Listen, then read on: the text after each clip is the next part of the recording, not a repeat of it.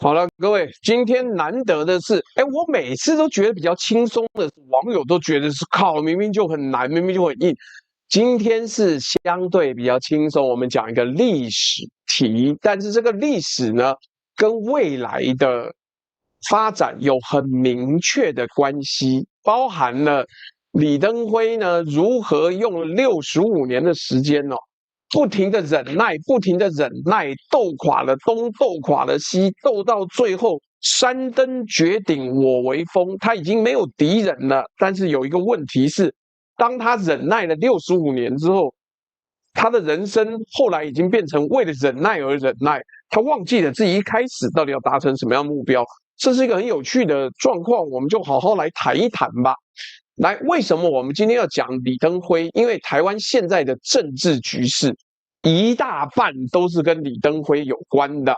那所以呢，你既然想要了解台湾现在的现况，你就必须要了解这个家伙多么会隐忍，多么像是德川家康。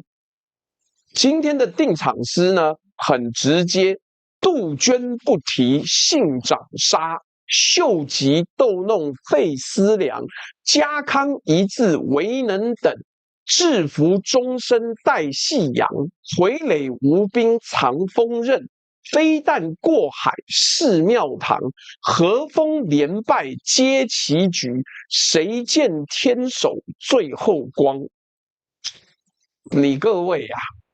现在李登辉都死了，所以你各位觉得很开心。我告诉各位，台湾现在会进到这个局面，每一个都是你瞧不起、你不喜欢的李登辉布下的棋局，这个才叫做你应该要认识你的敌人，你讨厌的人、你支持的人、你尊敬的人，你不认识，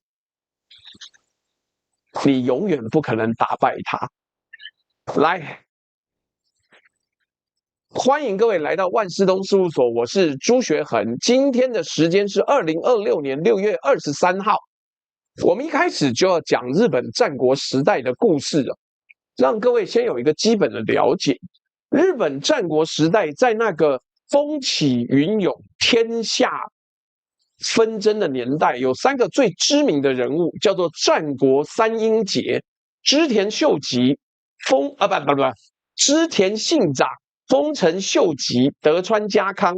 后世有一首非常有名的打油诗啊，那其实他是把它列在文学创作里面。他说，如果同一个情境的话，这3个人会做出什么样子的不一样的选择？如果有一只杜鹃在你面前，它不肯啼叫，你会怎么办？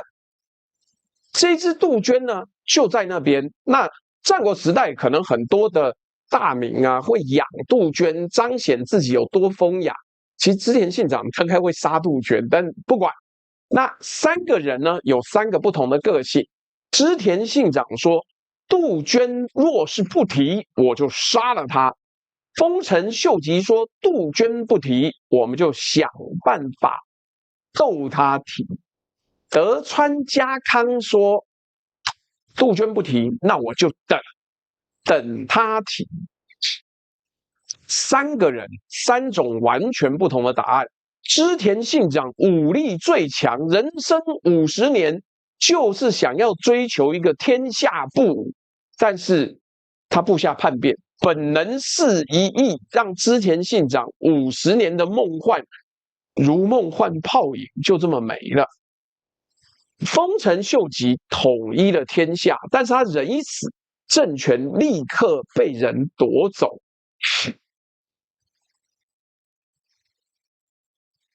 只有那个最会等的德川家康笑到了最后啊，他建立的江户幕府啊，太平了265。我为什么要讲这个故事？因为今天的主角是一个被很多人，包括的日本人自己啊，拿来跟德川家康相提并论的台湾人。这个人叫做李登辉，就是等他提的那个个性的人。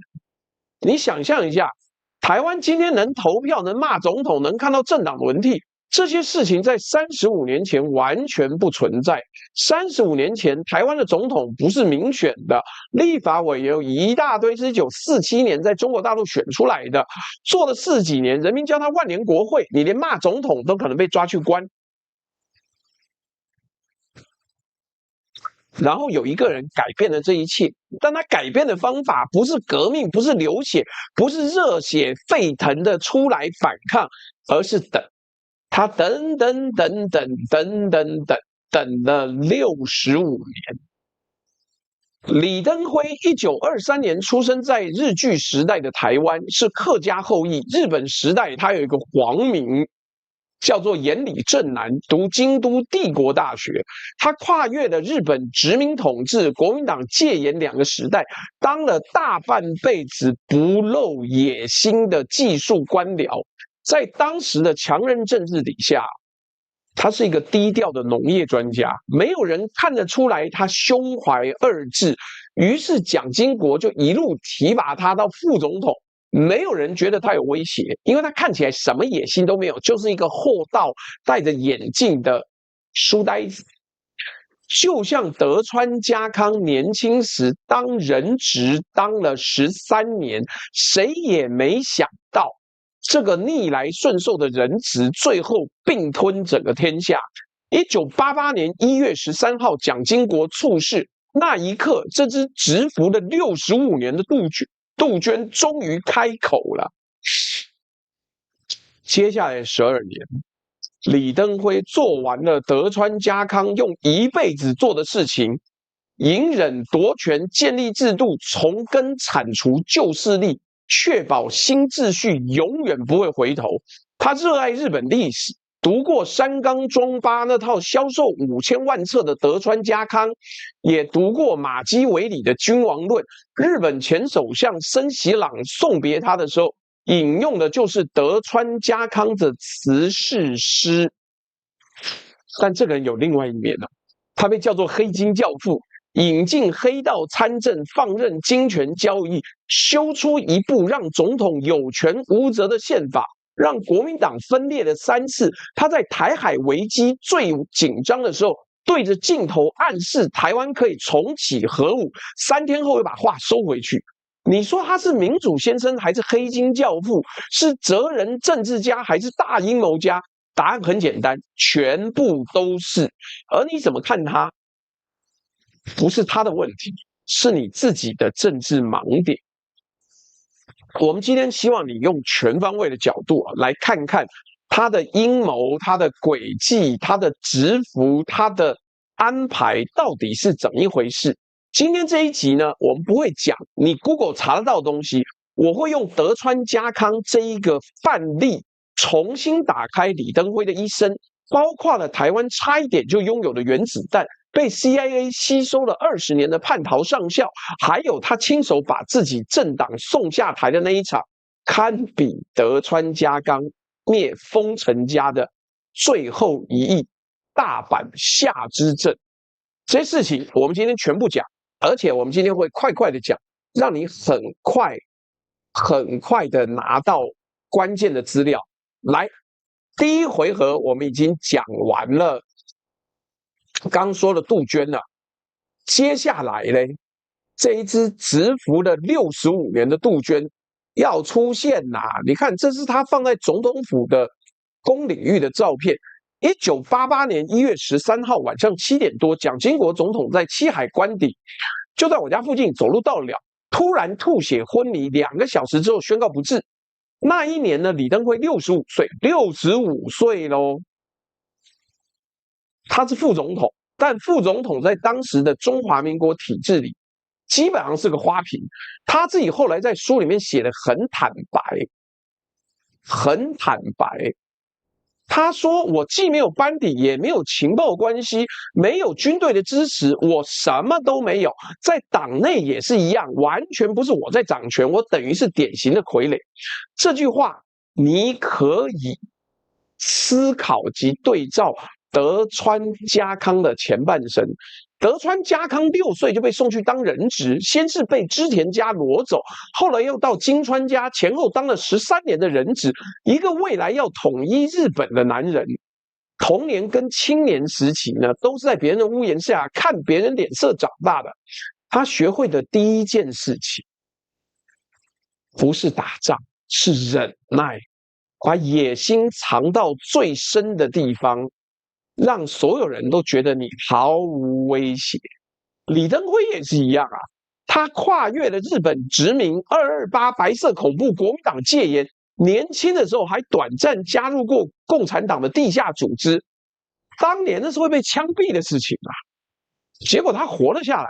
他在强人政治底下当技术官僚，研究农业经济，从不谈政治野心。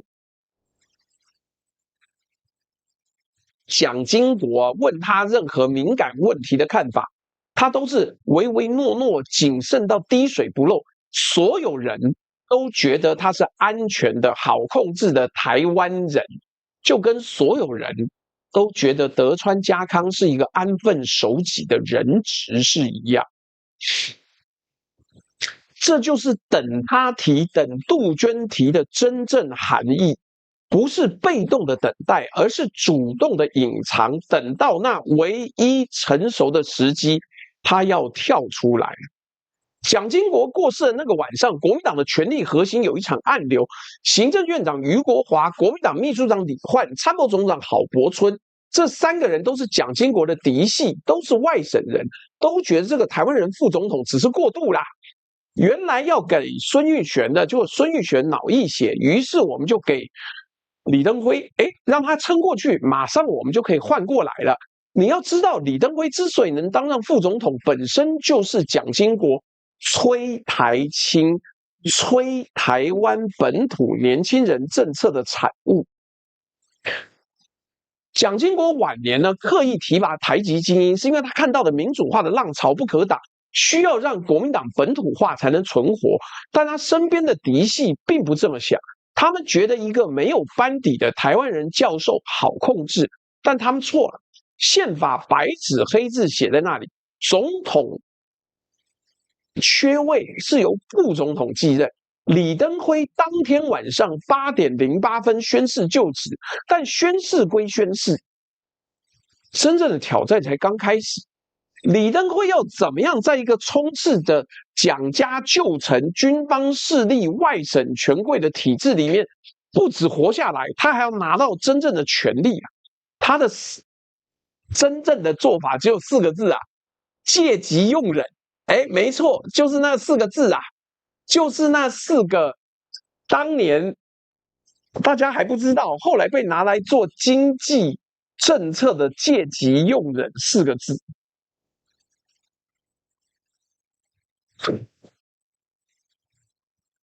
但他最先用的对象不是台商，是他自己。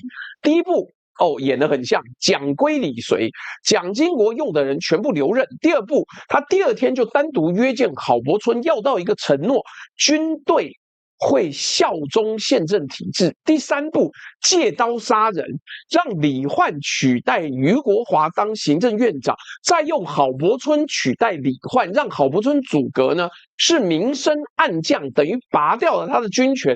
但郝贝贝不是很聪明，郝贝贝想说，哇，我从一个这个军头变成行政院长，哇，升官了，好棒啊！后来有人问，你为什么要让你这个郝柏村当行政院长？他不是更危险吗？林世嘉后来问过李登辉同样的问题，李登辉的回答很直接，不这么做，郝柏村怎么可能愿意放下军权？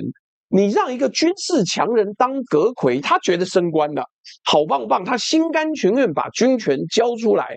等他进了行政院，他变成文官体系里面的一颗螺丝钉，国防部长、参谋总长都换成李登辉自己的人，郝柏村再也指挥不动3军。前一阵子我听某个退休人士讲，他说郝柏村那个时候连电话监听都不敢100%确定，也就表示他被安插在那个位置之后呢，开始有情报单位的人两面效忠，但是对郝柏村来讲，他怎么知道会变这样子？他怎么知道会变这样子？哎，所以郝柏村就这么慢慢的，从一个独霸一方的军事将领，被搬空变成一个没有实权的文官。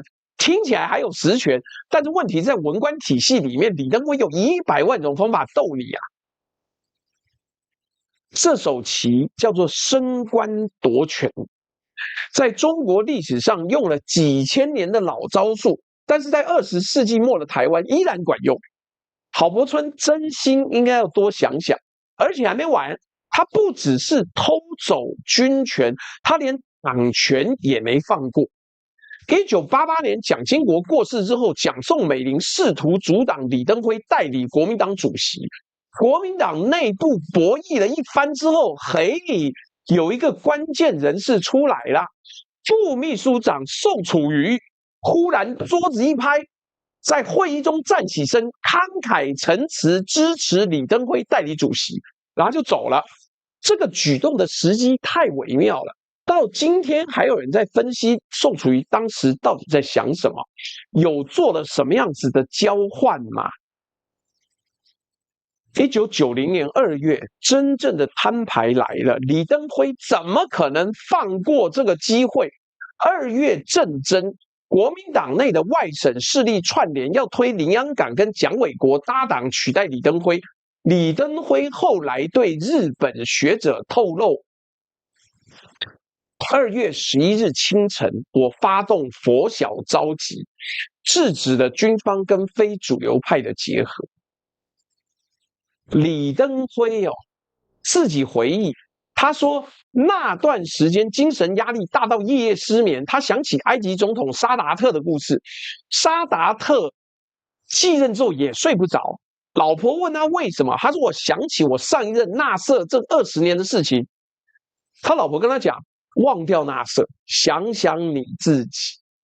李登辉说，于是他决定他要忘记蒋经国留下来的框架，想自己该怎么做。3月，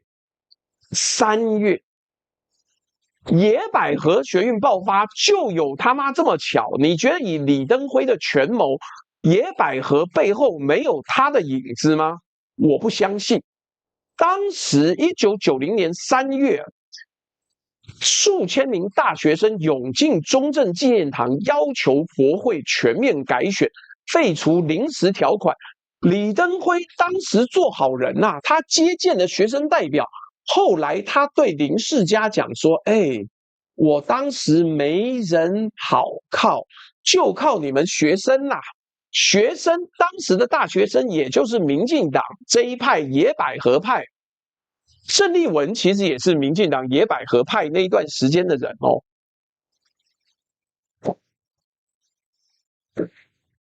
这个让小宝说的没错，李登辉真是会玩。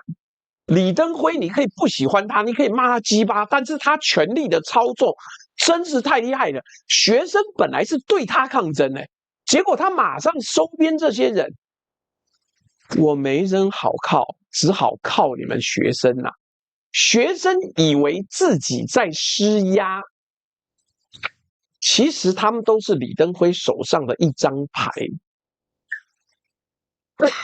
他拿学生抗议的正当性拿来替修宪计划背书。7月国是会议召开，做出总统直选、资深民代退职等重大结论。李登辉回头就跟党内的保守派说：“你不要说，不要看我，这是一个大家的共识，好不好？共识。”李登辉一路忍耐终于忍到那个唯一的时机来了。那个时机就是修宪，这招叫做假手他人。野百合学运，你看我后面，那就是当年的野百合学运，那是李登辉的翻身的重要关键重要关键你看看 ZK 赛贴出来的1990年的野百合学运的7人决策小组，包含范云、陈尚志、郑文灿，还有谁？这个翁章良、林德训、郭继洲、周克任啊。这里面除了当年范云跟郑文灿是男女朋友之外，后来的人几乎等等，我干嘛扯这一段呢？现在也不是男女朋友啦，但是现在大家都进了权力核心，只有一些后面走掉的人，不见了，因为淘汰的很快啊。所以这一招呢，李登辉又用了一个计谋，叫做假手于人。他把自己想做的事情包装成别人要求，然后不得不接受，说被迫我也没办法，我也没办法。来，一个没有班底的傀儡总统，用了2年的时间哦，一步一步拆解了整个国民党的旧权力结构，这是他的功劳，不错，对不对？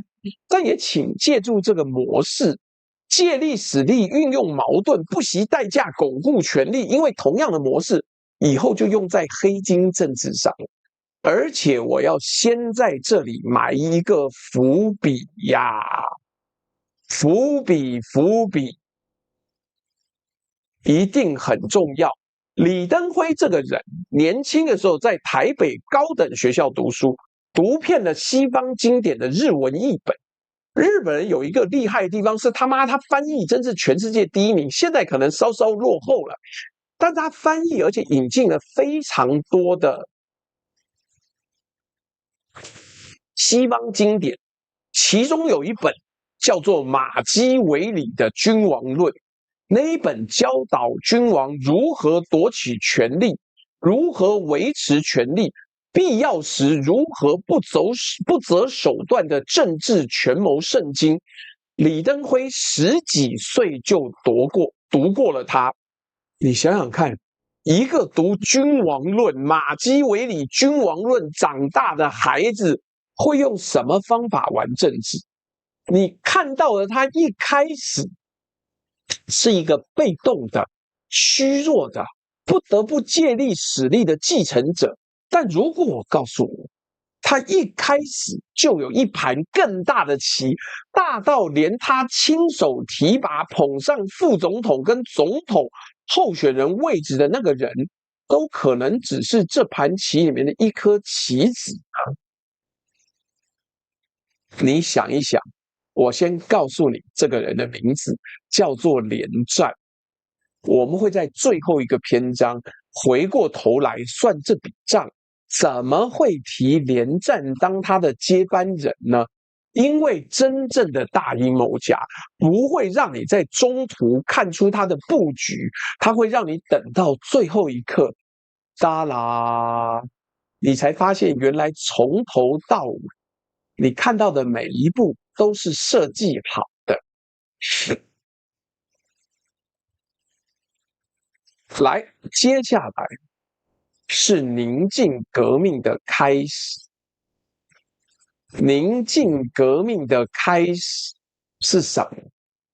李登辉真的开始做事了。从1991年到2000年，他用了6次修宪，把中华民国从威权体制改造成民主体制。6次修宪哦，各位，李登辉有多么会玩弄权势，光看这个数字就知道。一般的国家修1次宪法就要闹翻天，他修了6次。为什么？因为李登辉的策略是分期付款。施正峰教授的说法是，他能做多少算多少，这是一个策略的选择。第一步，1991年第1次修宪，确定国大代表跟立委的全面改选方法。第二个，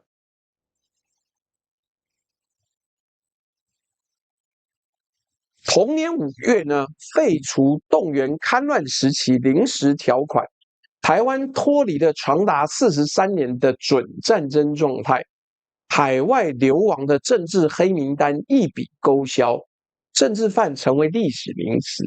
他还下令释放张学良跟孙立人呢。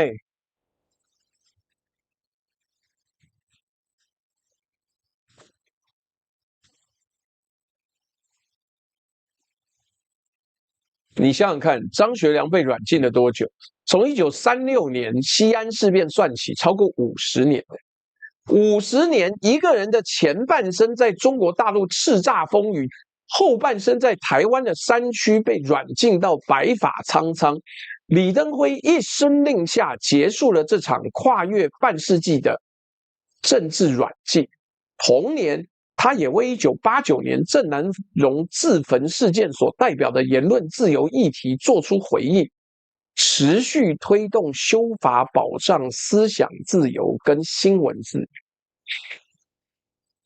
第二步，1992年第二次修宪，确定省长跟直辖市长直选。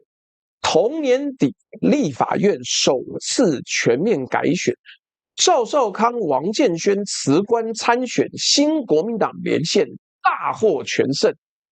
1993年，赵少康、王建煊这些人退出国民党，成立新党，国民党第一次裂解。这是李登辉路线的第一个代价。为了推动改革，他必须把这些不同意见人逼出党外。新党的成立，代表国民党失去了一批高素质的外省精英。这些人有理念、有选票，但是他们对于李登辉的本土化方向是一个阻碍，所以他把他们赶出去。他根本不在乎国民党的未来怎么样。第三步，1994年第三次修宪，确定总统直选。当时国民党的修宪小组副召集人马英九主张委任直选，就是间接选举，要由代表选举。但李登辉最后向民意靠拢，推动公民直选。马英九在3中全会上还问记者，他说：“你们以后还相信我吗？”没有想到32年后，大家的确不太相信他了。施启扬当年还婉转的说：“啊，民意像流水啦，所以没有办法，就是这样变。”来，这个决定的历史意义呢，非常的高。如果当年走了间接选举的路线，台湾的民主化恐怕会走上完全不同的道路。国民大会继续当选举人团，总统的正当性永远有问号，人民对民主的参与感也不会这么强烈。第四步，1997年第4次修宪，精审取消立法院阁揆同意权。这一步后来争议最大，我们后面会再讲。1996年3月23日，中华民国历史上第一次总统直选，李登辉和连战搭档拿了581万票，54%的得票率。没错，搭档就是连战。我在前面叫你记住那个名字，先放着，你等一下就知道为什么。民主化不是李登辉的唯一成就。1995年3月，全民健保开办，2300万人有了基本医疗保障。同年，他以国家元首身份向228受难家属公开道歉。立法院通过228事件处理及补偿条例。他还向美国购买了150架 F-16战斗机，向法国购买了60架幻象2000。这些装备构成了台湾的空防骨干到现在。但2000年国民党败选了。连战跟宋楚瑜分裂竞选，导致败选。但李登辉没有动用军队，没有宣布戒严，没有赖着不走。5月20日交接大典上，他面带笑容向民众挥手致意。一个当了12年总统的人就这样走下台了。陈水扁后来称他为台湾民主之父。这是中国历史上包含了中国。不止中华民国，是整个中国历史上第一次民主政权的和平转移。中华人民共和国建政不算，因为那是武装革命。台湾那个时候有一本行政院新闻局的杂志叫《光华杂志》，他说李登辉最大的贡献是完成台湾的民主化。但同一篇文章也说，台湾虽有民主的形势，却尚未建立良好的法治及公民社会的规范，黑金共治，司法威信不足，公权力不彰，距离优质民主也有一长段距离。民主的形式有了，但民主的品质呢？后面我们会再提。李登辉本来就很乐见其成啦，来，接下来要讲到有趣的地方啦。他在6次修宪分期付款之后，真正要跟中共面对面的互干啦。1995年6月9号，李登辉踏上美国康奈尔大学的讲台。在这之前呢，1994年他过境夏威夷的时候，美国政府规定他不能离开机场休息室，不能过夜，不能见侨胞。李登辉的回应就是软抗议，他整趟过境不下飞机，走的时候还说：“不好意思，我不能送到机门口，不然我不小心滑倒会踩到美国的土地。”这件事情透过刻意的操作，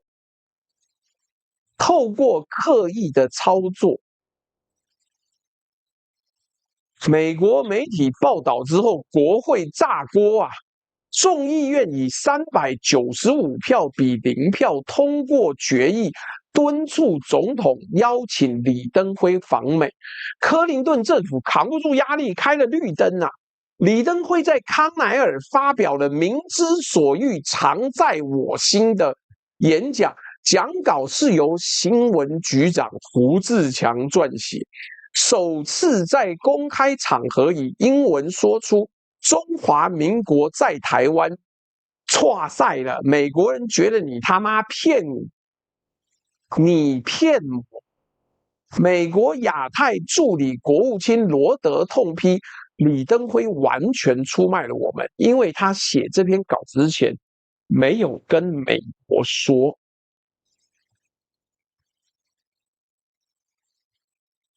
有意思的是，这件事情他没有跟美国说，但是事前透过密使苏志诚在澳门告诉了中共中央办公厅主任曾庆红。曾庆红的回忆是什么？他说：“你们有你们的立场，我们有我们的立场，你先告诉我，但是我到时候该批评还是要批评，我们会做适当的反应。”但是你搞错了哦，实际上中共的批评才不是写几篇社论而已。事后分析，江泽民本来可能就是口头批评一下而已。但问题是，他从苏俄访问回来之后，受到军方跟党内保守派的严厉批判。江泽民当时的权力不稳，所以他决定向军方妥协。他决定在台海要搞军事演习。中共军方还泄密给新党立委郁慕明，揭露李登辉跟江泽民的密使往来，说你们他妈私底下还有派人来先跟我们交代。于是直接切断了两岸最高层5年的秘密沟通管道。于是当年台湾有一大波的移民潮，就是那时候开始的。你不要再听某些名嘴讲说，干台湾人不是被吓大，妈废话！1995年走了一大批的移民呢，有的移民到美国，有的移民到巴西耶。好，1995年7月到1996年3月，8个月的文攻武吓。7月从江西发射了6枚东风15导弹，其中1枚失败坠落在福建自己的土地上。8月，南京军区59艘军舰、192架次的飞机海上攻防。10到11月，东山岛2栖登陆演习。真正的高潮是1996年3月8号凌晨，4枚东风15飞弹，3枚落在高雄外海，1枚落在基隆外海，然后是平潭岛3栖登陆演习。距台湾不到70海里啊！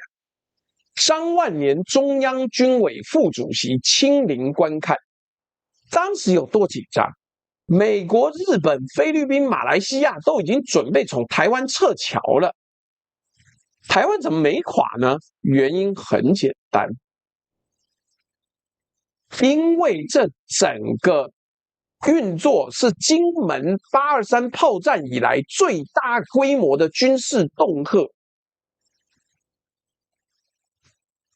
第一个关键，台湾怎么挺过来是间谍。当时台湾的军情局还有敌后作业管道，还有很完整的体系，所以他策反了解放军总后勤部军械部前部长刘连坤少将，这是中华民国有史以来吸收的最高阶的人员啊。对了，是东风5啦，看我刚刚讲错了，什么东风15嘞，还没发明嘞，东风5号，对不起，东风5号飞弹。来，刘连坤提供了联合961演习计划，里面写着，如果选举出现了最坏结果，演习可以变成真正的军事行动，没有问题，我们就做好由严转战的准备。现在台湾还在那边讲什么中共由严转战，干1996年那个时候他已经准备好要由严转战了，28年前吧。但解放军有设一个底线，解放军设的底线是：第一，飞弹不飞越台湾本岛。当时没有民进党这么会掰，说妈干飞到轨道外面就不是大气层哦，哇，所以没有问题。我们没有飞弹越过台湾的领空干。当年可能解放军也没想到台湾将来会有这么北蓝的说法。好，但没关系。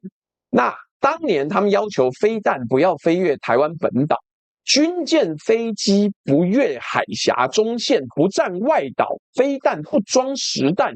也就他没有爆炸部，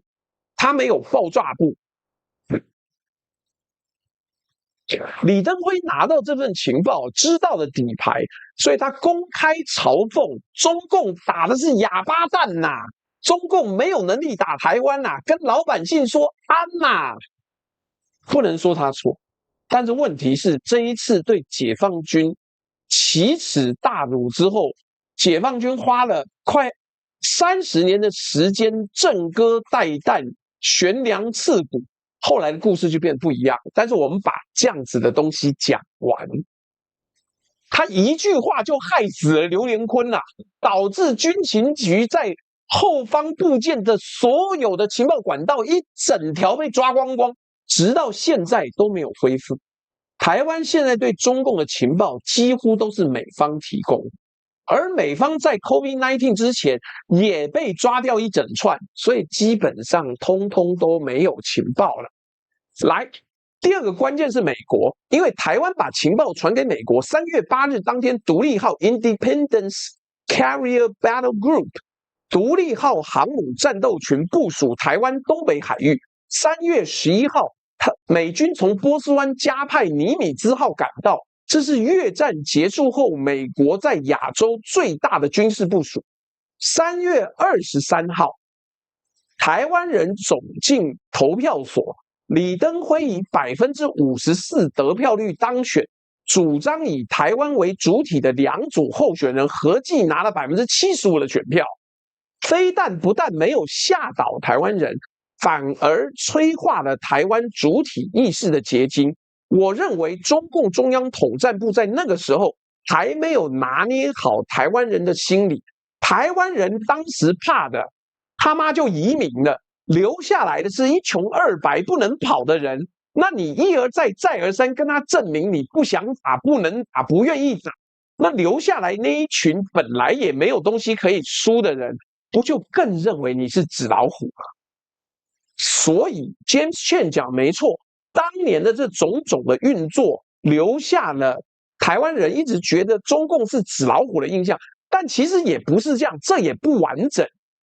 因为当年的解放军真的很痛苦，干没有办法对抗老美的2个航空母舰战斗群，更别提如果要增援，还有第3个航空母舰战斗群，这个当时解放军真的不行。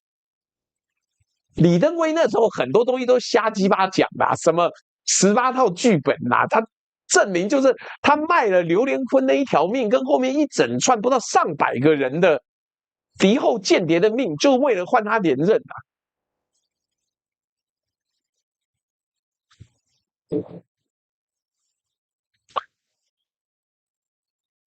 中央社的分析说啊，飞弹危机让北京痛苦认识到跟美军的军力相差太大，武力攻台在当时如果有美国介入底下是不可行的，是不可行的。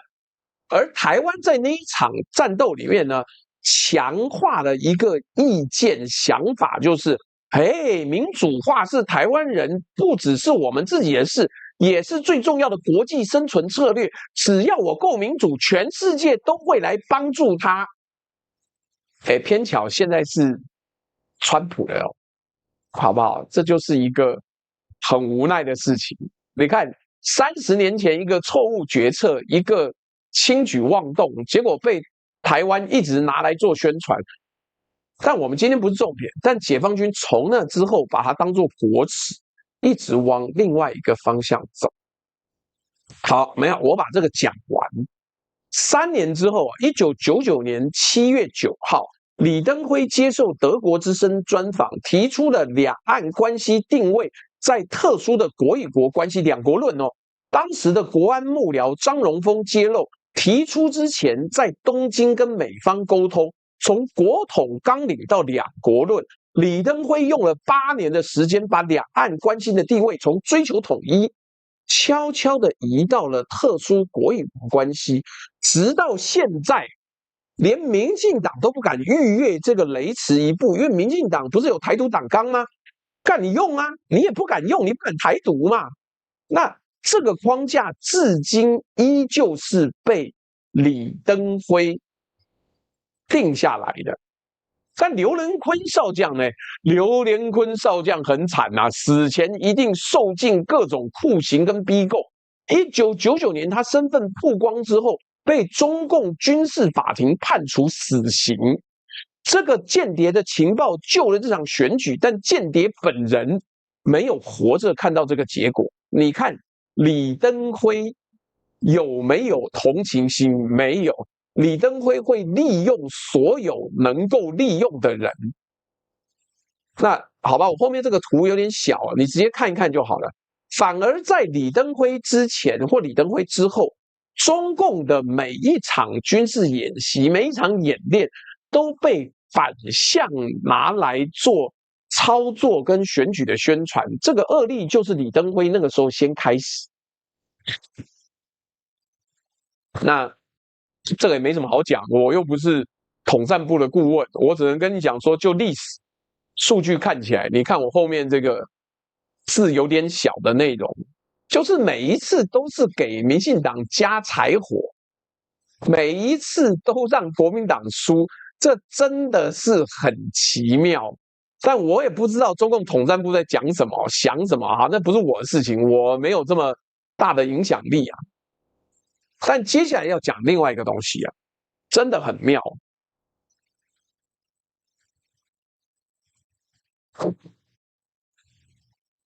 来，我看一下哦，我们今天要进入第4个单元了。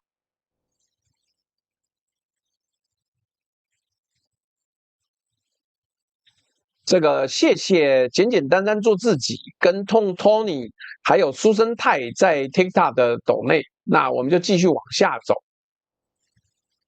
而且在李登辉之前，其实台湾没有什么亲日的走向。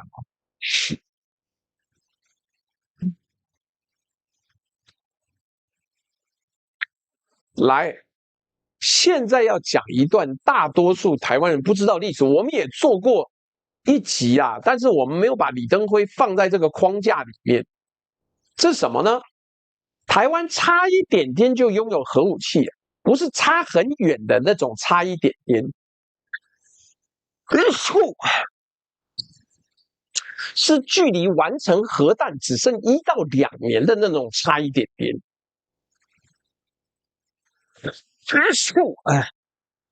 1964年啊，中国大陆在新疆罗布泊成功试爆原子弹，蒋介石震惊，他说：“我如果反攻大陆的时候，对面有核武，怎么？”他派那个心腹唐君博联系以色列核弹之父伯格曼，仿照以色列模式成立中山科学研究院。1967年，核能研究所正式运作，对外挂民用核能研究的招牌，实际上干的呢是武器级部的分离。台湾从加拿大弄来了研究用反应炉，从美国弄来的低纯度的钚。1980年向南非订购了4000吨的铀金属，整个计划在蒋经国时代持续推进，但美国没有放弃盯你，美国不盯技术，盯人。1967年，年轻的物理系毕业生张宪义被选派到美国田纳西大学读核子工程博士，回到台湾后进入中科院核研所，一路做到副所长。他是核武计划的核心研发人员，也是 CIA 的线人。大约1969或70年赴美期间就被接触，1984年正式成为线人。之后每隔几个月在台北安全地点，包括了士林夜市附近的公寓，跟 CIA 官员碰面，提供研究讯息跟机密文件照片。1986年车诺比核灾让张宪义动摇，他说：“我看到那个车诺比的事件之后，开发任何核武器对我来讲都是荒谬。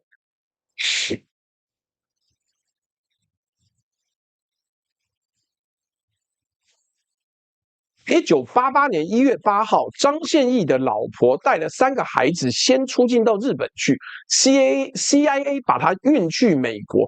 1月9号呢，张宪义留下辞职信，拿假新加坡护照从高雄小港机场出境。郝柏村在日记里面写：核能研究所副所长张宪义全家叛逃美，必然为 CIA 所运用。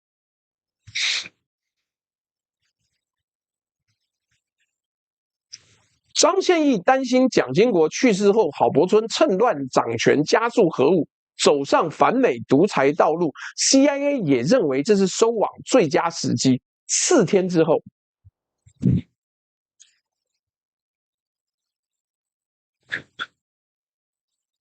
蒋经国逝世，又2天之后，他死后仅48小时，美方会同国际原子能总署大批人马，直捣桃园龙潭嘉安村中科院核研所。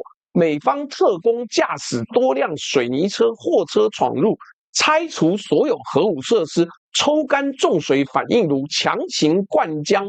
封闭实验室，运走600多支核燃料棒，销毁过程6度引发氢气爆炸。整个政府还在处理权力交接，根本没有余力管核研所。美国选这个时机动手，不是巧合，是精心计算。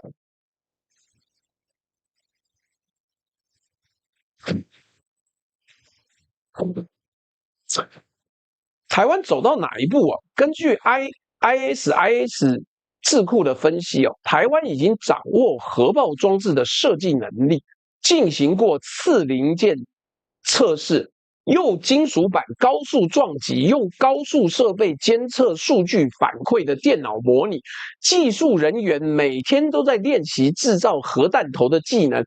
投射工具也有了，天马飞弹射程1000公里，足以覆盖大陆东南沿海主要城市。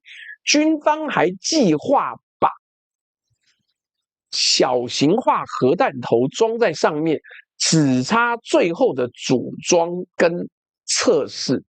李登辉自己讲的，我跟你讲这件事情，公说公有理，婆说婆有理。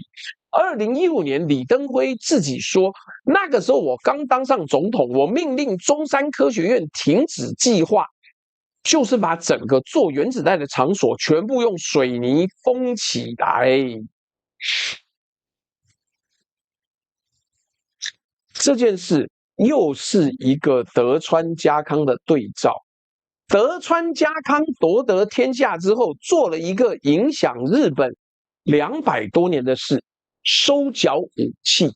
他延续丰臣秀吉的刀狩令，把民间的刀剑火枪全部收走，又颁布一国一城令，限制各地大名只能保留一座城。目的只有一个，让任何人都不再拥有挑战中央的武力。没有武器就没有战争，没有战争才有265年的太平啊！李登辉声称是他下令用水泥封死核子反应炉，本质上是同一个逻辑，只是他收缴的不是刀剑，是核弹。一个刚上台、权力还不稳的领导人，主动放弃了国家手上最致命的武器。表面上看起来，这是向美国低头，但往更深一层看，这是在收束一种他完全无法掌控、可能落入军方强人，譬如说郝龙斌手上的终极力量。差别在德川家康收缴武器是为了巩固德川家的统治，李登辉自己跳出来说，那个核弹是我封存的，某种程度是为了确保台湾不会走上军事独裁，不会被国际孤立的那条路。一个是为了一家，一个是为了一党。而且你别忘记，当你把皇冠上最璀璨那颗宝石拔掉之后，皇冠的价值就降低很多。如果照他说的是真的，他郝柏村啊，郝柏村，干讲成郝龙斌呢，来郝柏村啊。所以换句话说，你把这个东西拔掉，你就少了一个可以用一样单独的小当量的核武威胁整个国家权力中心的武器嘛。所以接下来就妙了。1995年7月，在台海飞弹危机当中，李登辉还公开暗示，台湾曾经尝试发展过核武，也许我们现在应该重新考虑。3天之后就收回了，改口说绝对不会生产核武。你看李登辉这样子的表态厉不厉害？这3天的战略讯号非常清楚，他同时向北京跟华盛顿警告，逼急了台湾是有牌可以打的时候。最后一个反事实的提问：如果张献义没有叛逃，今天台海局势是会更安全还是更危险？想想乌克兰呢？1994年乌克兰放弃核武换取安全保障，30年之后俄罗斯就入侵了，而且乌克兰毫无抵抗能力。那你说这到底是好还是不好？这个我们不确定，但值得好好想一想。更有意思的是，核武计划终结的同一年，1987年，张忠谋创立台积电，台湾失去了核弹盾牌，得到了矽晶圆的矽盾。历史的偶然还是命运的交换？但也没有人想到，40年后，台湾同时失去了核能跟台积电。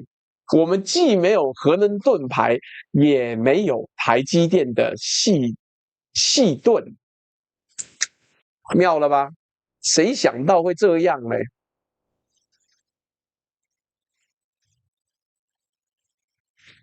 来，接下来要讲李登辉的过了，但是我们在这个时候先念一下斗内。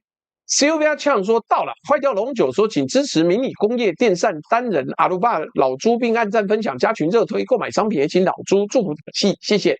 TLTW 谢谢你的斗内。TL 最近在直播的时候跟的几率比较低了，可能是家里在忙吧，希望你们家里一切平安。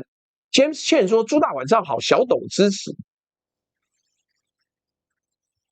Mr. 阿卡塞说迟到抱歉，先抖个目标，晚点看回放。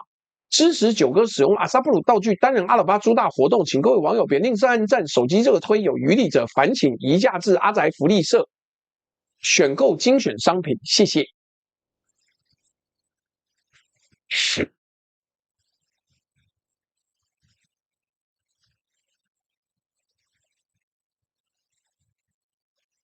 来，我们讲完了功，接下来要讲过了。前面说李登辉用借力使力来拆解国民党的旧势力，但借力有代价，他借的力一部分来自地方派系，一部分来自金权，还有一部分直接来自黑道。国民党中央当然很多外省权贵，李登辉作为本省人总统，在党中央一个人打不过一群人，唯一的办法就是大量引进各县市本土派系人马，进入国民党权力核心，改变投票结构。没有这些人的票，6次修宪是搞不成的啊！但是等等，这些人里面有不少人有黑道背景的。屏东县议长郑太吉、屏东县长武则元、立委罗福柱，全在李登辉时代进入国民党的权力结构。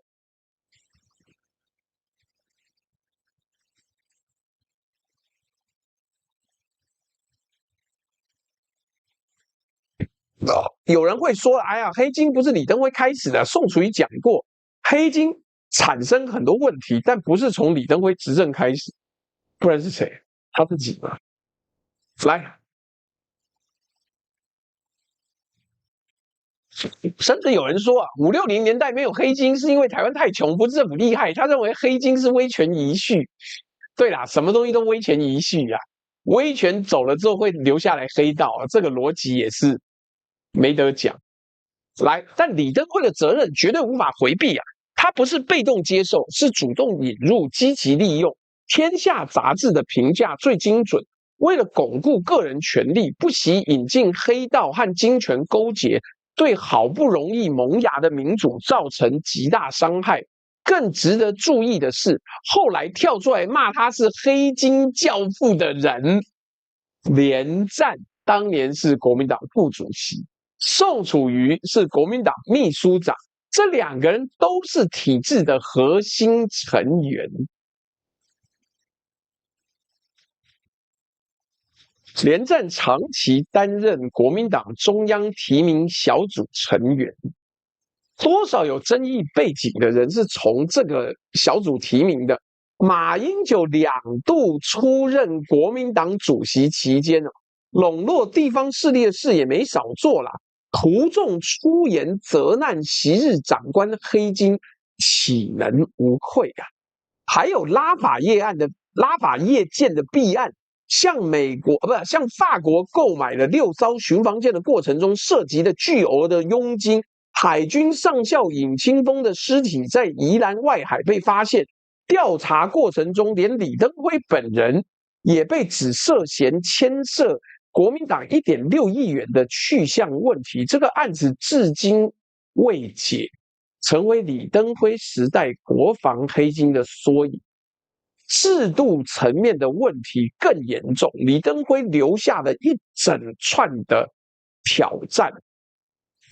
1997年，他第4次修宪，李登辉跟民进党主席许信良合作，搞出了超级总统制，取消立法院对行政院长的同意权，总统直接任命阁揆，但行政院长还是对立法院负责。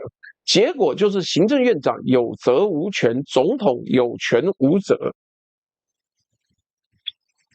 民间监督宪改联盟当时就痛批，这是独尊总统权，分裂行政权，弱化立法权。这个问题到今天都没有解决。每一次朝小野大，行政院长就变成受气包，要对立法院负责，但任命跟去留是总统说了算，立法院可以倒阁，总统也可以解散立法院，结果谁也不敢先动手。你看过去这些年的行政院长，有哪一个不是总统的私人幕僚？有哪一个敢公开跟总统唱反调？陈水扁时代如此，马英九时代如此，蔡英文时代也是如此。这就是李登辉修宪的时候留下来的结构性定时炸弹。他当年需要总统大权来推动改革，但改革完成之后，这套体制就成了民主的瓶颈。财务问题也要讲，李登辉的核心亲信刘太英太公担任国民党投管会主委跟中华开发董事长，被称为国民党大掌柜。刘太英是李登辉在台大经济系的学生，师生关系数十年。2015年起，刘太英因为国安密账案中的侵占公有财物罪，被判刑3年定谳。起诉内容指李登辉访问南非后，与刘太英共同侵占密账公案，归店的剩余款750万美金。李登辉本人在2审无罪确定，但他的亲信入狱了。有没有觉得很奇妙呢？许倬云的评语非常严厉，他说台湾民主发展的急剧恶化，就是在李登辉时代开始的。黑金呢，到底是民主转型的必要代价，还是个人权利欲的副产品？很有可能2个都是。这就是李登辉最矛盾的地方。他用不干净的手段完成了干净的目标，或者反过来说，他用干净的理想合理化的不干净的手段。超级总统制到现在，不管怎么打，总统都是有权无责。接下来要到的精彩的部分就是借机用人。但是我们在那个之前呢，先念个斗内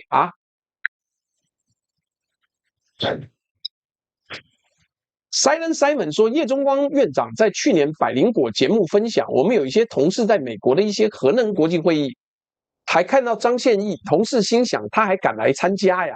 乙一说到希望乙一最近的睡眠是足够充足的，不然少子化就要靠你拯救了。Vanilla Chang 也谢谢你的抖内 Vanilla Chang， 好。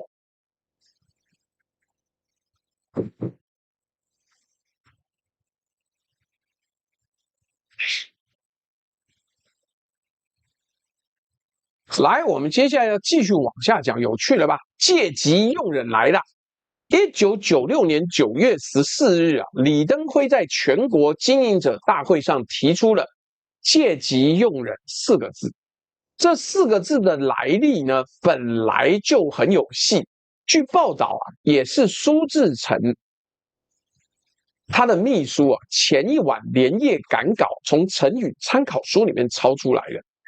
他不知道这是康熙赐给雍正的座右。政策内容是什么？高科技投资5000万美元以上的大型投资、基础建设的投资，这3类对中国大陆的投资严格审查，小的可以去，大的不准去。背景是什么？90年代中期，全世界的企业都抢着进中国，台湾企业也是一样。台塑的王有庆搞了一个海昌计划，要在福建建大型石化厂。李登辉跟当时的行政院长郝柏村对台塑下了3大通牒：如果你跟大陆签协议，政府就停止台塑股票交易，冻结银行资金，限制高层出境。最后台塑只好放弃。借机用人最早的概念其实不是李登辉原创。1987年，行政院长孙运璇就在《天下》杂志的专访里面说过，他说对中国大陆的经济过度依赖将产生危机，但是孙运璇点到为止而已。李登辉把它变成了正式政策。你知道当时的工商界骂翻了。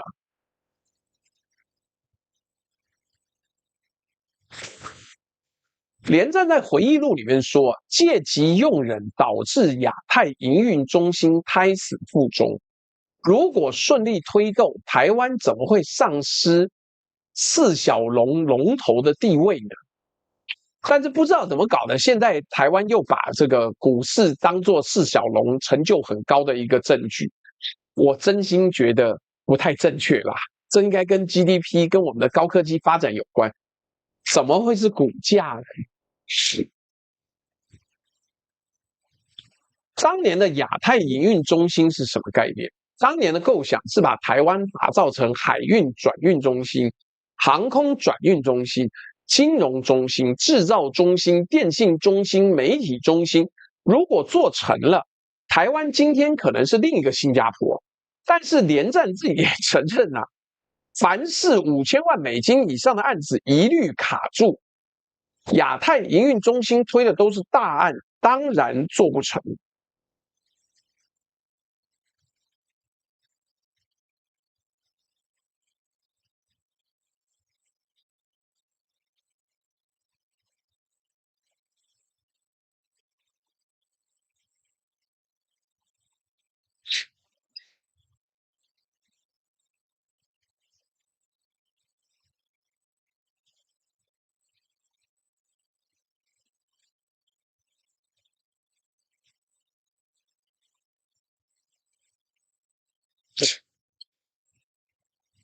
看昨天汇流把我讲解龙亨水果盘的那个段落剪成秀词的，靠腰嘞！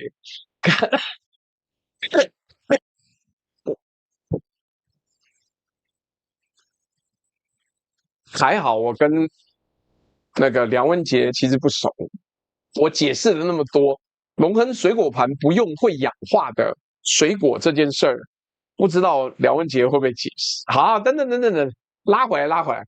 亚太营运中心既然推的都是$5000万以上的大案，当然做不成。台积电啊，创办人张忠谋2002年也罕见的公开批评，这是不当干预。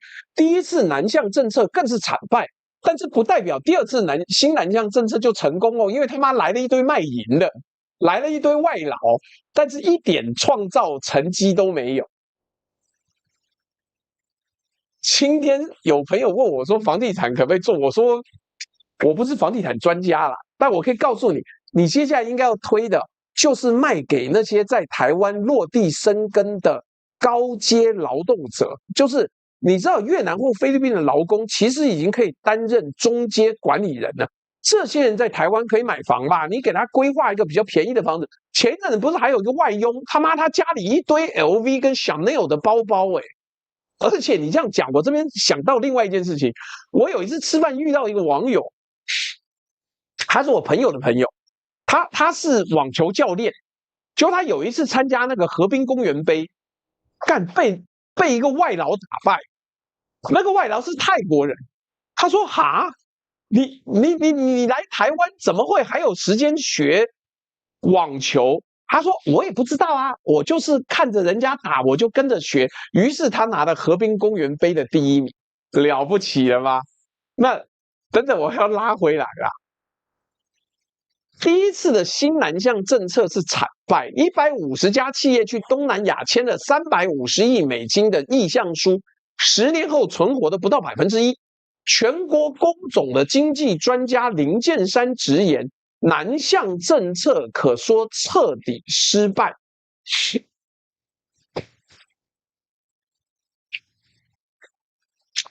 我跟你讲，我最近看到，当年从金门逃到对岸去的那个林毅夫是吧？我最近看他很多演讲，我觉得很精彩。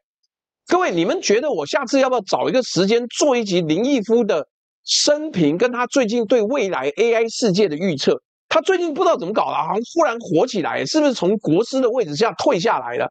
我觉得林毅夫的最近讲东西，我觉得非常值得参考。如果觉得可以听或者想听的人，麻烦按个1，好吧，让我知道一下有多少人觉得可以听。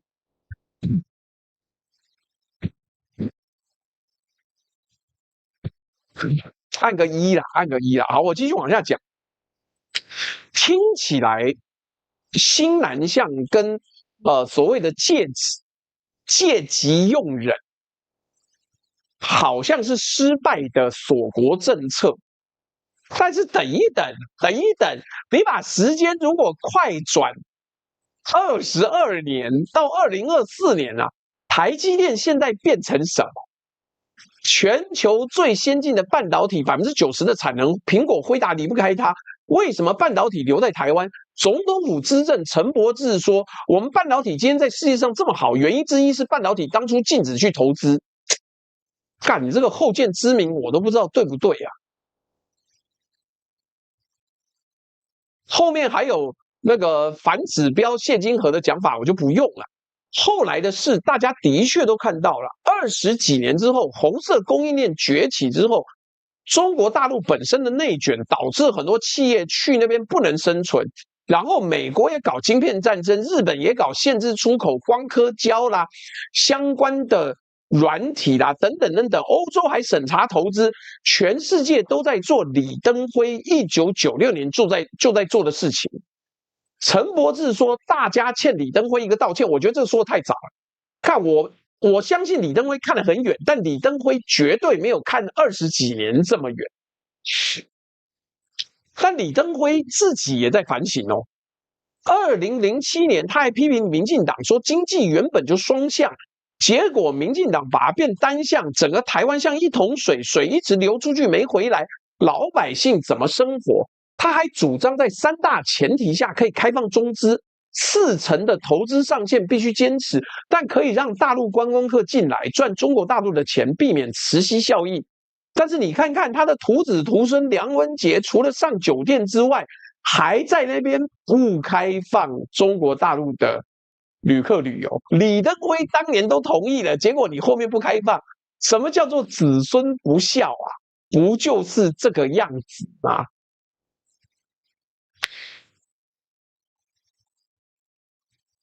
所以李登辉啊，其实严格来讲，他不是一个简单的锁国主义者，他的逻辑是该守的要守，该开的要开，高科技核心不能外流，这是底线。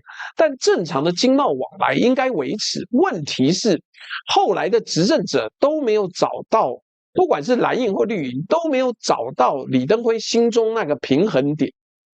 方向对了，执行太不细腻，时机又太早，保护高科技核心是正确的，没有借机用人。台积电很有可能在2000年就去大陆设厂，但全面限制大型投资过于粗暴，确实失去了机遇。但实际的吊诡在于，1996年没有人能预见20年后中国会变成全球抵制的一个国家。李登辉的直觉是对的，但是根本没有充足的证据，所以我不认为他当时就知道结果，他是蒙对了，所以难怪他被骂得惨。但是等到证据出来，他已经不在了，但这不是他的预言。政治家看下一个世代，政客看下一次选举。来，接下来又要到了下一个比喻了，借机用人，大阪下之政。大阪下之政是什么东西呢？我们来跟各位解释一下。来，李登辉的功，李登辉的过，核武的秘密，我们都讲完了，现在要收尾了。但是在收尾之前，我要讲李登辉这一生最像德川家康的一步棋，也就是我在第一个段落就叫你记住的那个名字——连战。连战。先说德川家康的故事，我们就当听历史故事。德川家康在关原之战打赢了，当上将军，建立江户幕府之后，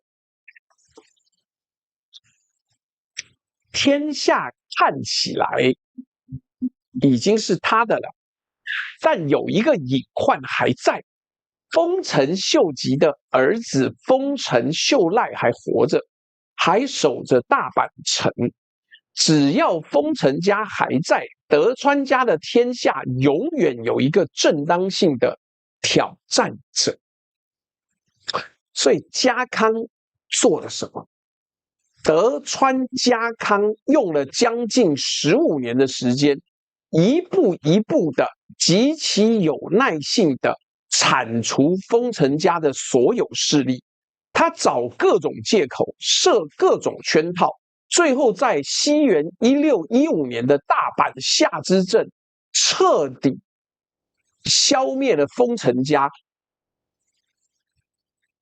丰臣秀赖自尽，丰臣血脉断绝，从此德川的天下再也没有人能挑战，太平了265年。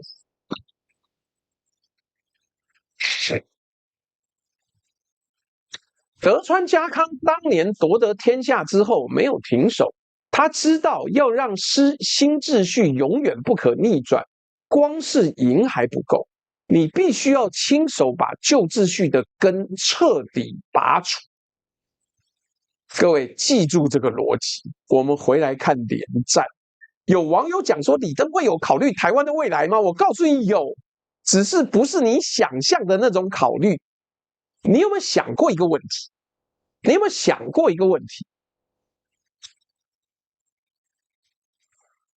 李登辉为什么会选连战当他的接班人跟副手？我们先看资历哦，连战是李登辉一手提拔的。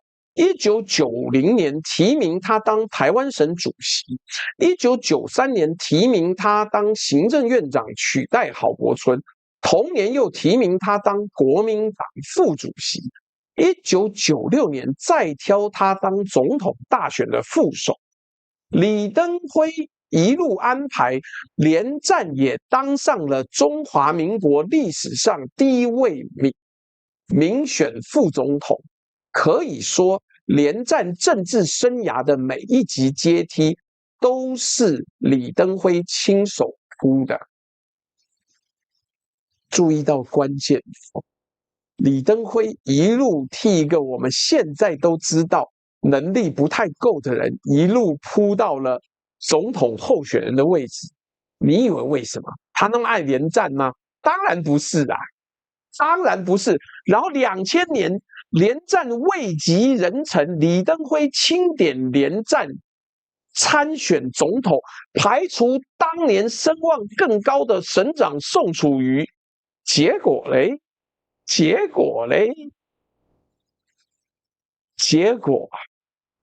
连战拿了多少票？拿了23%的票。一个执政55年的执政党候选人拿了23%的票，这不叫败选，这叫崩盘啊！而且在竞选期间还传出李登辉疑似暗助民进党的陈水扁。看刘冠超这个狡猾的股票投资客，果然明白我在暗示的意思。老李下台之后的24年，直到现在，更正，应该说直到赖清德以前，那个总统都是他选的。你说这个计谋恐不恐怖，吓不吓人？每一任都经过李登辉的调试、训练跟调教。我今天切的这个角度，没有其他的人会这样分析，因为我也是挖着干，我发现这样讲有道理靠北有人这样子写有道理为什么？你看看接下来的李登辉下台之后的陈水扁、马英九、蔡英文，每一个都跟李登辉有关系。但他就是没有想到赖清德啦，所以赖清德跟他没关系，不能怪李登辉。这3任总统都连任一次，加起来多久？24年，都是李登辉决定的。蔡英文还是李登辉真正的接班人，马英九也是李登辉当年在国民党内部训练出来的，更别提陈水扁是被他好好的训练，然后这个暗度陈仓带出来的人。所以你说李登辉只是一个你很讨厌的眼里正男吗？不对啊，他的计谋远大过你的估计。那他的计谋如果这么大，我们到底要怎么解释？接下来你就知道了。一般人的解读是连战个人能力不足，又遇到宋楚瑜分裂，所以败了。但有一个外国学者提出了完全不一样的观点，这个人叫做 Lawrence Iton。其实这本书在台湾的台派里面流传很广，但是其他人这书没有怎么大卖，很冷门的。但是我在做资料分析跟搜索的时候，我意外找到了这一本书。Lawrence Iden 呢是英国人，伦敦大学哲学系毕业，他在台湾待了20年，当过经济学人，我还是强力推荐《经济学人》是一本很好看的杂志，《经济学人》杂志的台湾事务主要撰稿人，也是英文台北时报的副总编辑。2004年，他把自己在台湾日报写的专栏结集出版，20年前哦。书名叫做《打破神话：台湾人的认同跟殖民什么东西？国民党殖民遗害》。来，他在书里面写了这么一段话：20年之后，22年之后，我发现看，好像真是这样，好像真是这样。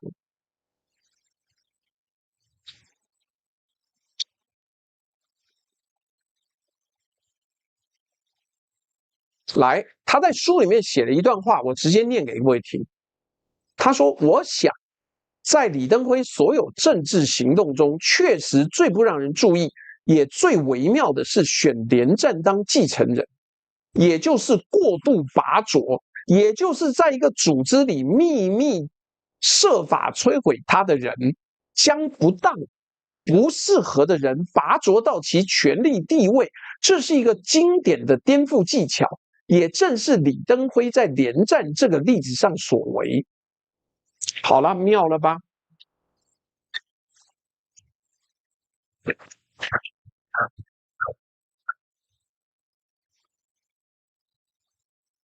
妙了吧？他接着说，下一段他接着说，他说比较怪异的事情，他做这件事情个中的奥妙，在台湾似乎甚少被了解。身为外国人的我这么讲，也许不圆滑，但是我总觉得李登辉这样明显的技巧，足登政治家跟政治操作者的庙堂。在这群可敬的人里面，孙子跟马基维里会是最先来道贺的。你听懂了吗？Iden 的意思是李登辉选连战当继承人，不是看走了眼，他是刻意的，他是故意要选这个人。为什么？因为过度拔擢是一个专有的政治学概念。当你想从内部摧毁一个组织，最有效的办法不是攻击它，攻击它反而会让它越来越团结。而是你应该要做的是从内部把一个不适任的人拔到最高位置，当他从顶端把整个组织拖垮的时候，一切就水到渠成了。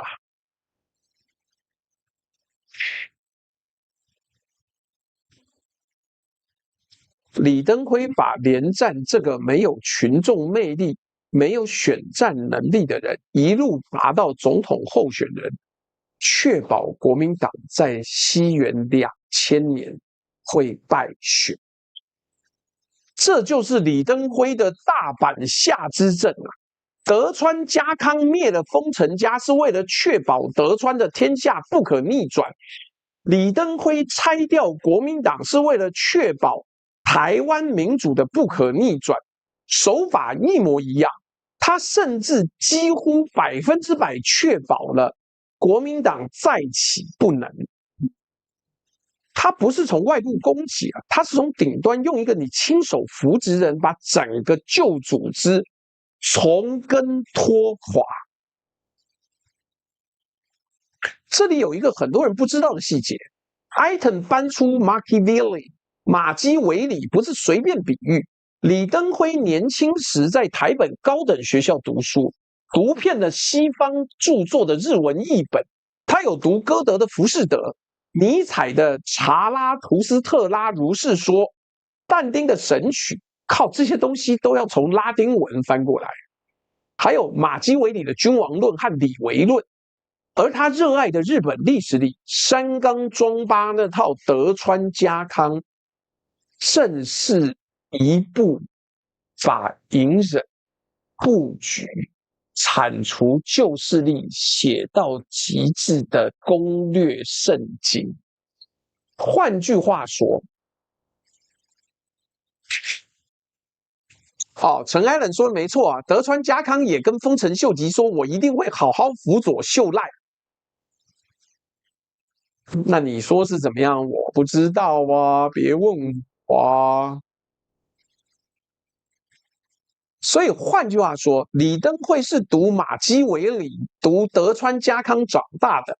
那些教人如何夺取并维持权力，必要时不择手段的经典，是他10几岁就读到骨子里面的东西啊。艾腾说孙子跟马基维里会来道贺，不是文学修辞他的意思是李登辉把这些几百年前的权谋经典活生生用在20世纪末的台湾政治上。为什么他要这样做？为什么？因为只有国民党败选，台湾才能完成第一次政党轮替。只有完成政党轮替，台湾的民主才算真正落地，不再是一个政党永远执政的假民主，而是人民真的可以用选票换掉政府的真民主。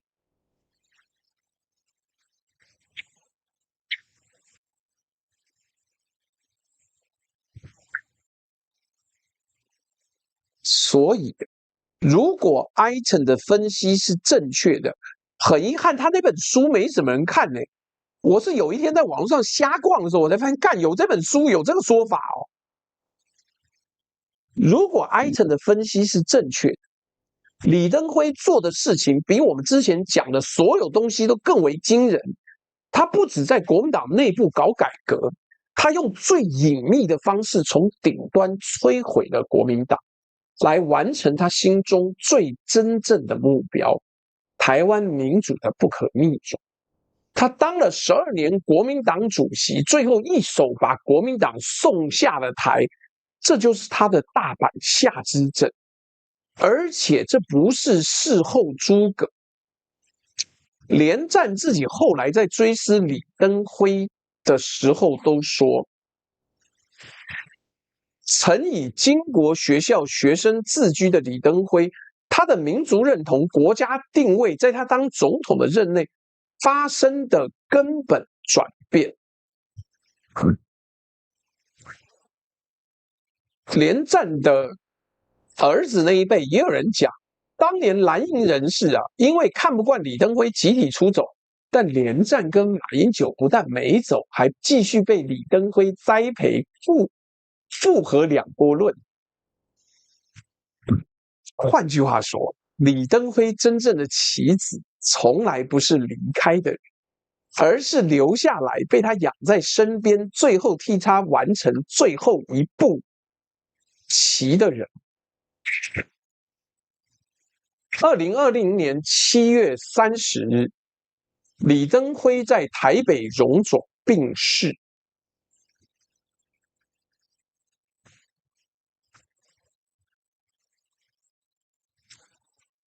享年97岁。追思会上有超过4万人前往致意，日本前首相森喜朗亲自率团来台悼唁。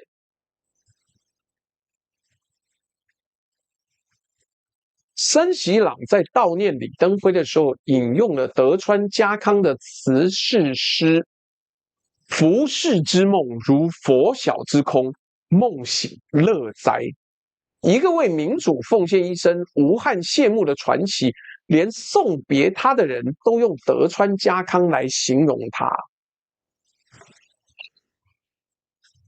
中国官媒是怎么反应的？痛骂他遗秀万年，连他死了之后呢，他都是一面照妖镜。日本人用战国英杰送他，中国人用千古罪名骂他，台湾人自己吵到今天都没有共识。但在我们把他捧成台湾的德川家康之前，我要再给你一个逆转。你讲到这边，还有人说我是不是要替李登辉洗白？见鬼了！我又不认识李登辉。但李登辉跟真正的德川家康比较起来，他有一件事情不对劲。什么叫不对劲？德川家康的等是有目的、有纪律、有节制的等，他等到天下太平之后就松手了。建立制度，把权力交给后代，留下了200多年的太平年秩序。但李登辉的问题在于，有一派评论家认为，他并没有真正贯彻家康的隐忍。家康在一次又一次的忍耐里面，从来没有改变最初的目标。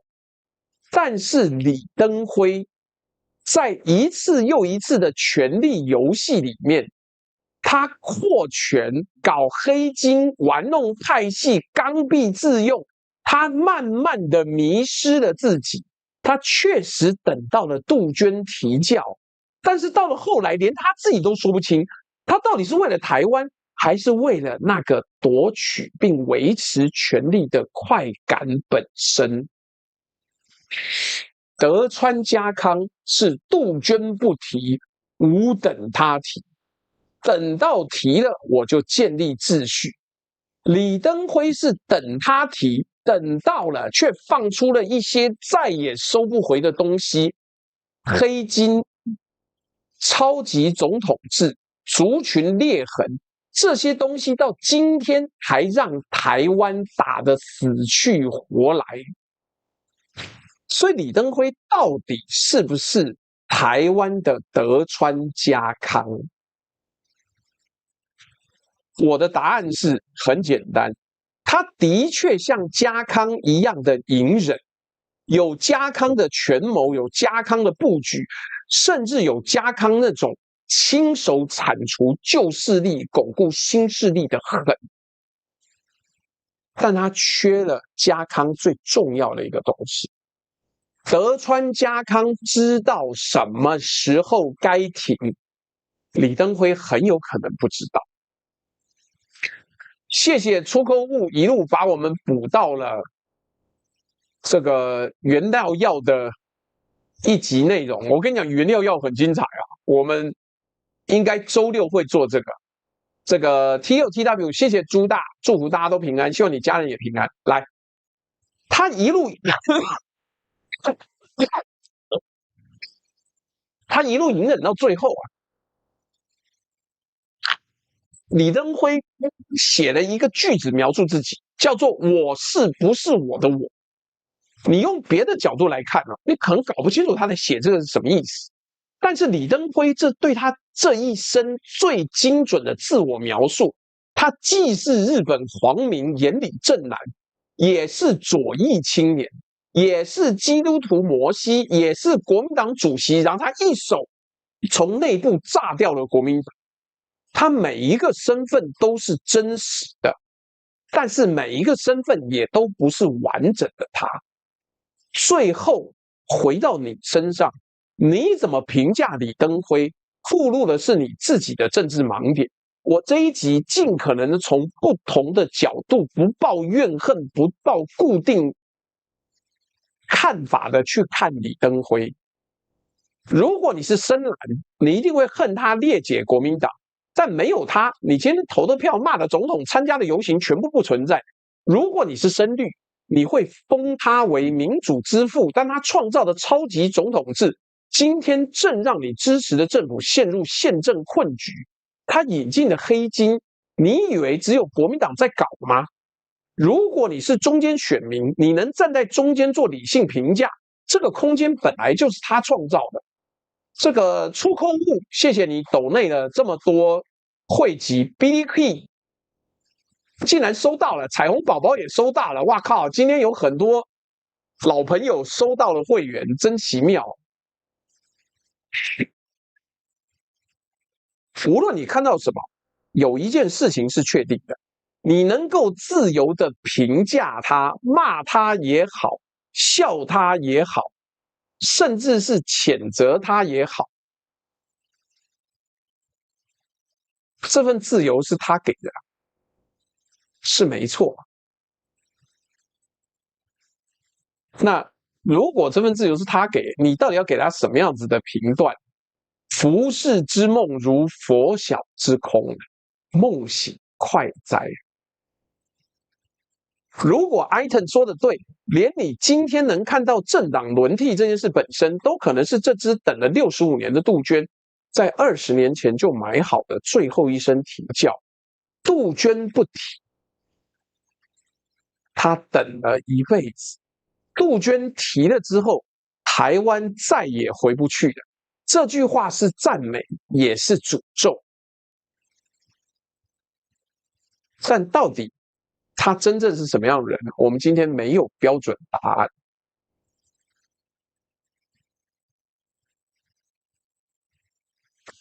所以各位，来，我已经把我的那个这个狗皮膏药贴出来了，1元不嫌少，100元不嫌多，请各位斗内赞助。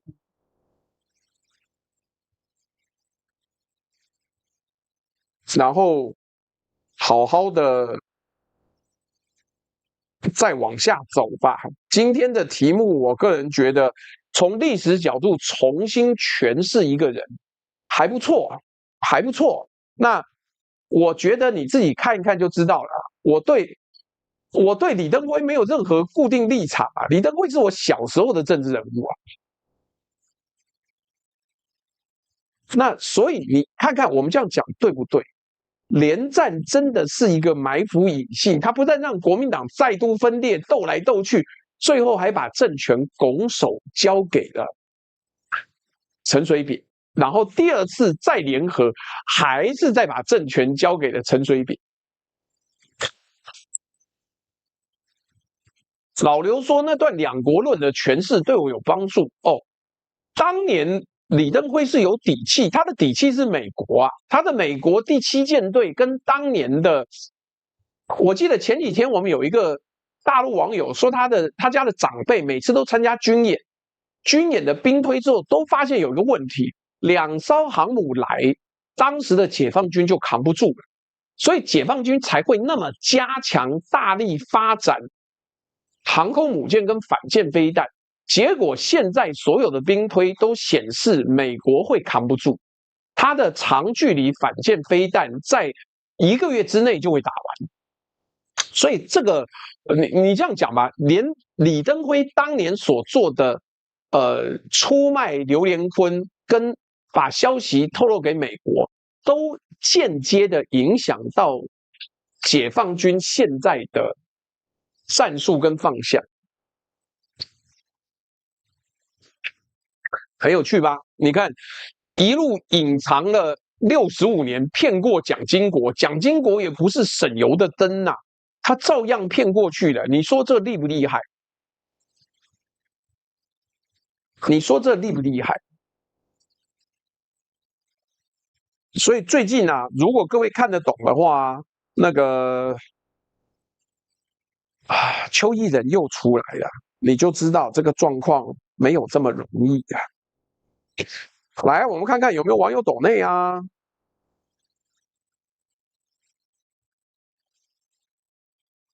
来，平调贝尔乌萨是说频道里的青鸟串子真是低级，你不要理他嘛，他反正还是帮我灌水，好不好？他还是帮我灌流量啊。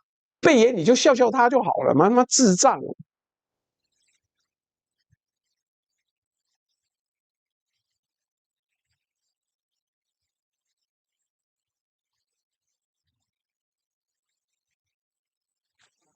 我看支付宝有没有？哎呀呀呀！谢谢，谢谢大家抖内1元。好，来我看看呢。今天的网友什么什么林说谢谢学恒兄，他也没讲是为什么。好，我看看抖内1元的这位网友，他什么什么名？他说内容不错。好，今天内容不错啦。我跟你讲，我今天目的是希望台湾的网友跟对岸的网友，你从另外一个角度了解这个李登辉到底是什么样的人啊？干，我的 Facebook 又没有声音哦，靠背嘞。好啦好啦好啦，真是吗？真是不知道怎么搞的，感觉就是系统有问题。好，不管，我先把 Facebook 关掉。如果各位没听到声音的话，记得来 YT 听啊，真他妈奇怪。谢谢彩虹宝宝送了一个泡泡爱心。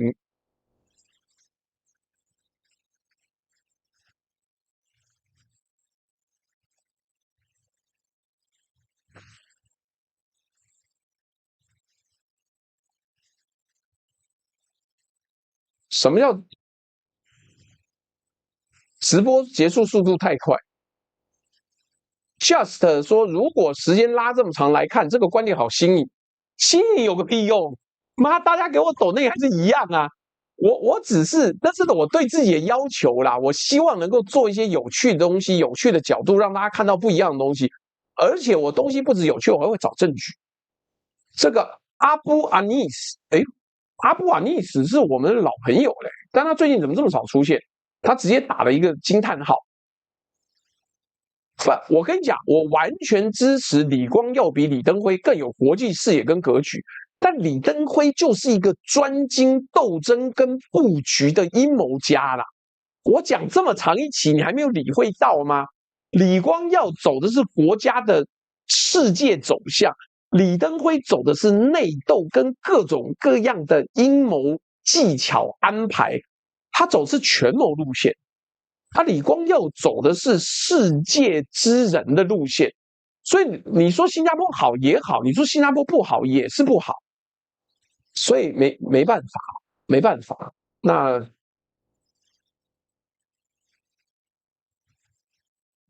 对 Manu Chen 说，你用讲的 FB 那边还是听不到啊，就没办法。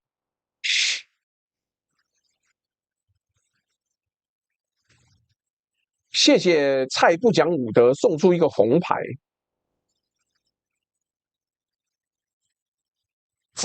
贝尔乌萨斯说：“我有个疑问，大陆这边支付系统的钱能提到台湾吗？不行。所以现在我所有收到的红钱就是继续留在对岸，也不知道在干嘛。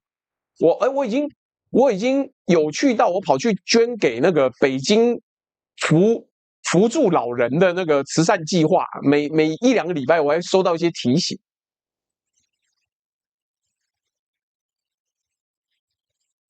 所以跟各位分享一下，希望今天的内容呢，最后要这个投票。McKinsey 说，那我们去可以帮你花吗？当然不行哦，因为只有我是本人，你们是谁？来，今天的内容，如果你觉得内容好，讲的也好的话，请投一；如果你觉得内容好但讲的不好的话，请投二；如果你觉得内容不好，讲的也不好的话，请投三。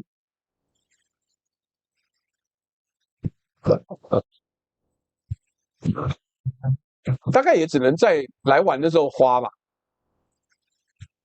就你玩的时候拿这个来住宿，拿这个来叫饭吃，什么东西的？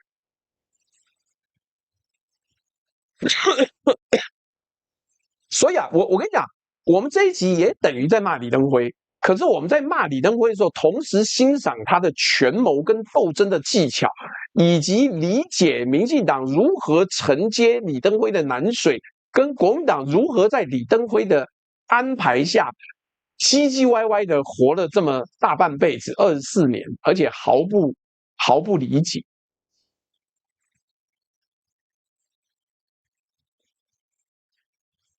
什么？